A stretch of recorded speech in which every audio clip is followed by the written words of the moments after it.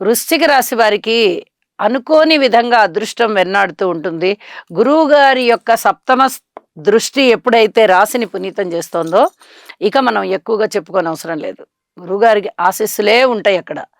కాబట్టి అదృష్టం వెన్నంటి ఉన్నది అని చెప్పి తెలియచెప్పుకోవడం జరుగుతోంది. ఇక మిగతా అన్ని విషయాలలోనూ కొంత ఓర్పు అయితే కలిగి ఉండవలసిందిగా సూచన చేస్తున్నాను. లాభస్థానం బావుంది, సప్తమ స్థానం బావుంది. అలాగే పంచమ స్థానంలో శుక్రాచార్యుల వారు బాగున్నారు. ఇంకా వేరే ఏమన్నా బాగున్నాయా అంటే, ఇక ఈ గ్రహాలు 3 గ్రహాల కన్నా కూడా బాలేని కారణం చేత, ప్రతి పనిలోనూ శ్రద్ధాభక్తులతో చెయ్యండి. ఏ పనినైనా చేసేటప్పుడు. ఇది చాలా చెప్పదగినటువంటి సూచన. అలాగే మంత్ర సాధన చేస్తున్న వాళ్ళు ఇంకా కొంచెం ఎక్కువ చేసుకోవడం గూడా చాలా మంచిది.